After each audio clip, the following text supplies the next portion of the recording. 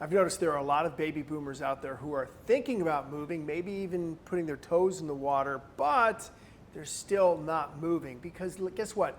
It's a hard thing to do. I understand why. It's not just a real estate transaction. It's much more than that. It's about finances. It's about possessions. You're going to move to a smaller house.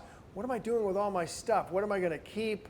What am I going to give away? All of that comes into play, and that brings up the emotions of this transaction. You've lived there a long time. You've paid it off. Now what? What do you do with those emotions? That's why I put together a team I call the Next Chapter, where I have experts I trust, who I can refer you to help you make those decisions. Here's what you don't want to do.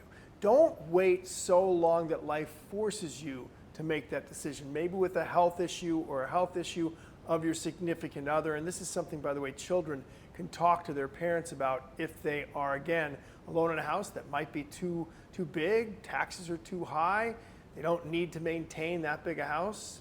And now the question is, what happens next in the next chapter in their real estate world? The best transition happens when you still have choices. Maybe your decision is, I'm going to move next year, Walt.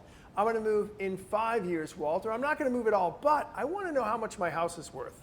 I'd love to help you with that, with what I call a market value playbook, which gives you not only an idea of how much your house is worth, but how Engel and Volkers, how I would sell it, what the strategy we would use to sell it. Maybe you want a 55 and older community. There aren't many of those out there in Rhode Island, but we can find them elsewhere perhaps. All of those things are on the table.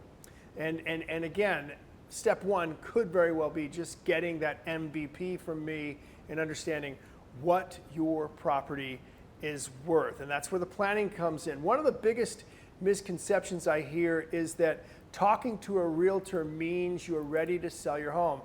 I have clients who are boomers who I've been talking to for a year and a half, 2 years. They still haven't made a move. I'm there for them. I want to be there for them because I know eventually they either will make a move or they won't, but either way, I want to be there to help.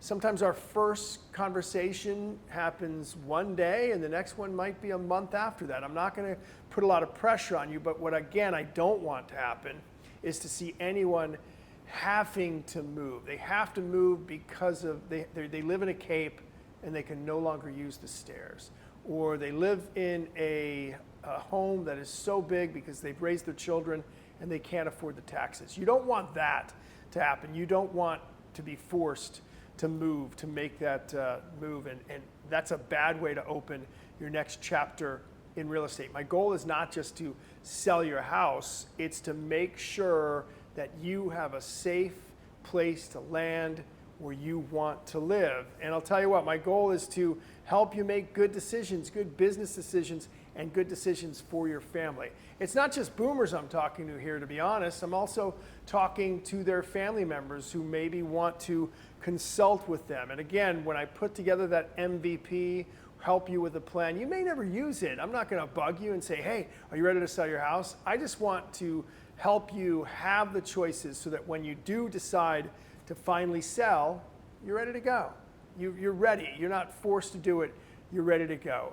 Think of it as creating more freedom for yourself, really. Less maintenance and more time for you to do the things you want to do, as opposed to having to still mow a large lawn or take care of a house that's maybe 2,500 square feet and you only need maybe 1,200 square feet. And really, you want to make that decision when you have choices. And I'm here to help you do that with what I call the next chapter. And that is, again, a team of experts, attorneys, psychologists, estate planners, all sorts of folks, contractors, all of those people I really trust who can help you if you need that help to get your house ready for market, or maybe you just want to get it ready for market next year. Maybe there's some things you want to get ready for. And again, that emotional part. Don't feel bad. Don't feel odd that you have this emotional connection to the house. We all have emotional connections to houses, but if you've lived there a long time, you especially have that emotional connection. Again, the next chapter is here to help you do that. And I want to help you do that. So please get a hold of me here on YouTube, on Facebook, anywhere. And it can start with just a brief conversation. Hey, Walt, what's my house worth? I'd love to answer that question for you. I'm not going to try to twist your arm to sell it. I'm just going to be here to help you make that first step. And one other note, I made it to 10 subscribers. Yay! It's not enough. Can I get to 11? No. I really would say if you like this content, please hit the subscribe button, hit the like button, and please, any questions you have, I'd love to answer them right here. I answer them quickly. Any questions you have about the next chapter or about anything about real estate, I am your grok for real estate. If you don't know what that means, look it up.